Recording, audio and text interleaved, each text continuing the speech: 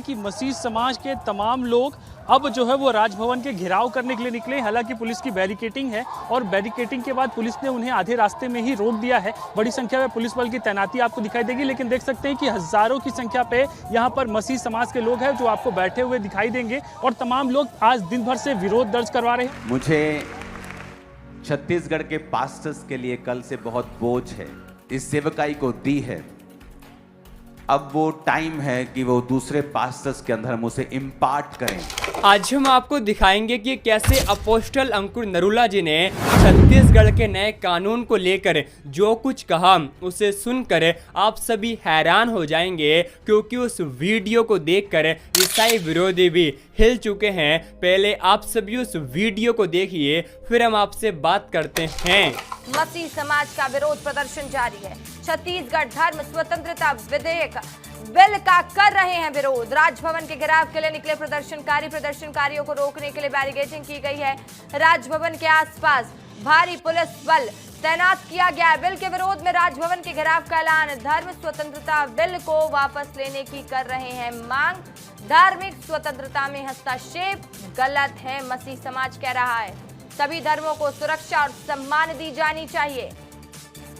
और मौके पर मौजूद है मेरे सहयोगी रोहित मिश्रा। रोहित, क्या मांगे हैं और मसीह समाज को बिल में किस प्रावधान से दिक्कत है जिसका विरोध लगातार मसीह समाज कर रहा है?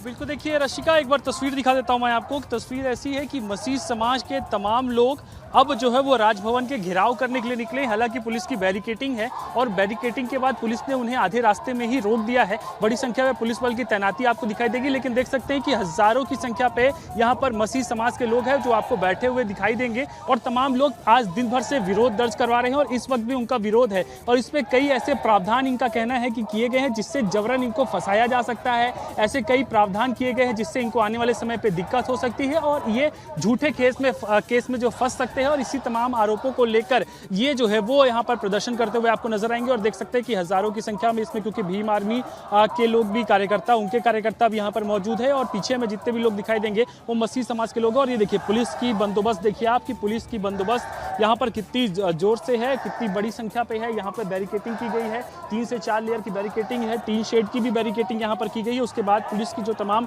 टीम है वो यहाँ पर मौजूद है। और कुछ देर पहले मैंने इनसे तमाम लोगों से जो मसीह समाज के लोग उनसे बातचीत भी किया तो उन्होंने कहा था कि इसके संविधान ने हमें प्रावधान दिया है और संविधान के प्रावधान के तहत में हम किसी भी जो धर्म को है वो मान सकते हैं। और ऐसे में ये जो कानून आया है ये काला कानून है और इस कानून से हमको आने वाले समय पर बहुत दिक्कत हो सकती है, हमें जबरन फंसाया जा सकता है। और ऐसे तमाम बातें जो है वो कह रहे थे और उसी को लेकर अभी राजभवन के घेराव करने के लिए निकले हैं। और देखिए संख्या से अंदाजा लगाइए कि पूरे प्रदेश भर से मसीह समाज के लोग जो है वो यहाँ पर एकजुट हुए। इसके साथ ही एक बड़ा ऐलान भी इस प्रदर्शन के दौरान पे जो है वो किया गया है कि आने वाले समय पे चक्का जाम किया जाएगा। यानी कि अगर इस विधेयक को लेकर कोई भी चर्चा सरकार की तरफ से या फिर प्रशासन की तरफ से नहीं होती तो आने वाले समय पे मसीह समाज के पूरे देशव्यापी प्रदर्शन होगा और उस देशव्यापी प्रदर्शन पे चक्का जाम छत्तीसगढ़ की राजधानी में भी किया जाएगा, पूरे छत्तीसगढ़ में जो है वो किया जाएगा। तो कुल मिलाकर इसको लेकर बड़ा विरोध जो है वो देखने को मिल रहा है और तस्वीरों से ही अंदाजा लगा सकते हैं कि ऊपर से मैं शॉट आपको क्योंकि दिखा रहा हूं और ऊपर से देखिए कितनी बड़ी संख्या में इसका विरोध जो है वो जारी है। और लगातार जो मसीह समाज के लोग हैं वो लामबंद हो चुके हैं। लामबंद होने के बाद में पिछले दिनों उनकी प्रेस कॉन्फ्रेंस हुई, उसके बाद में मशाल रैली निकाली गई। मशाल रैली के बाद में आज एक बार फिर से यहाँ पर राजभवन का घेराव, इसके बाद चक्का जाम करने का भी ऐलान कर दिया गया। रशिका, बिल्कुल रोहित, देखिए जहां जहां तक नजरें जा रही हैं उसमें देखा जा सकता है कि इस प्रदर्शन में कई लोग शामिल हुए हैं। मसीह समाज बड़ी तादाद में पहुंचा हुआ है। मुझे छत्तीसगढ़ के पास्टर्स के लिए कल से बहुत बोझ है, तो वो दिमाग में मेरे छत्तीसगढ़ ही छाया हुआ है। और ये बात मैंने अभी नहीं बतानी थी लेकिन अब बता सकता हूं कि थोड़े दिनों के अंदर पूरे वर्ल्ड लेवल की एक पास्टर मीटिंग ये चर्च अरेंज कर रही है,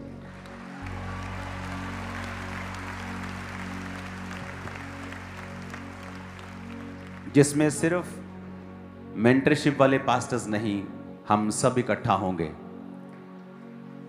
और ये 1 दिन की नहीं होगी, ये 2 दिन की नहीं होगी, ये 3 दिन की होगी।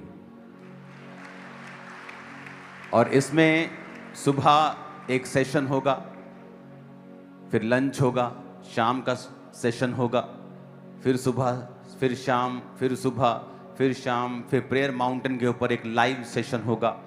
तो ये अपने आप one of its on kind, ये अपनी तरह की एक अनोखी और पहली इस चर्च की मीटिंग होगी जो आपने पहले कभी नहीं देखी होगी। आई थिंक जो भी परमेश्वर करता है वो अच्छा ही करता है।